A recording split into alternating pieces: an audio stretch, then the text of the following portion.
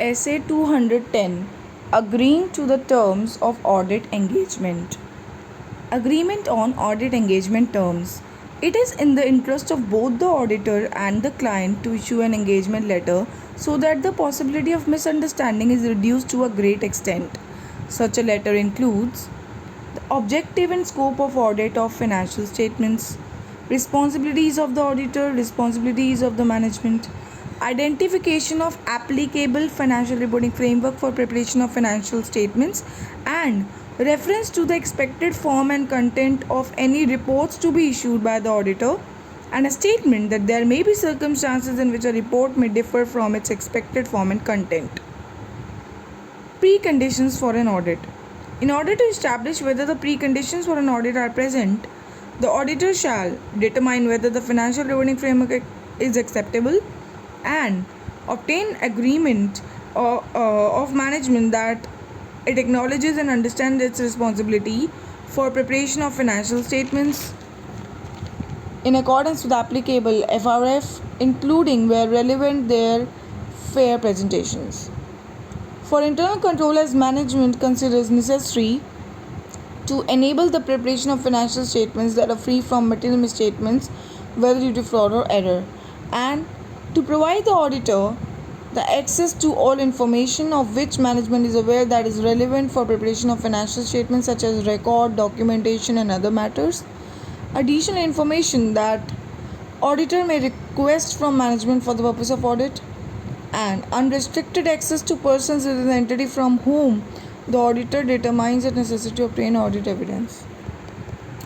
What happens if preconditions for an audit are not present? First, write all the preconditions which we read here.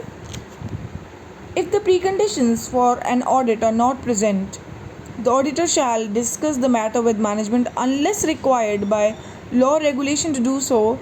The auditor shall not accept the proposed audit engagement. If the auditor has determined that the FRF to be applied in the preparation of financial statement is unacceptable, or if agreement of management is not obtained on matters relating to understanding of responsibility of management on preparation of financial statements, internal controls for preparation of financial statements, providing access to all information to the auditor, and unrestricted access to persons within the entity. Recurring audit. Following factors may make it appropriate to revise the terms of audit engagement or to remind the entity of existing terms. Any indication that entity misunderstands the objective and scope of audit, any revised or special terms of audit engagement, a recent change in senior management, board of directors, significant change in ownership, significant change in nature or size of entity's business, change in legal or regulatory requirements, change in FRF adopted in preparation of financial statement, change in other reporting requirements. Request from entity for the auditor to change the terms of audit engagement may result from change in the circumstances affecting the need for the service, misunderstanding as to nature of an audit as originally requested, or a restriction on the scope of audit engagement, whether imposed by management or caused by other circumstances. The auditor considers the justification given for the request, particularly the implications of a restriction on the scope of audit engagement. What should the auditor consider before agreeing to change the audit engagement to engagement providing lower level of assurance? If prior to completing the audit engagement, the auditor is requested to change the audit engagement to an engagement that conveys a lower level of assurance, the auditor shall determine whether there is reasonable justification for doing so. If the auditor concludes that there is reasonable justification to change the audit engagement to a review or a related service, the order to work performed to the date of change may be relevant to the changed environment. If the terms of audit engagement are changed, the auditor management shall agree on and record the new terms of the engagement in an engagement letter or other suitable form of written agreement.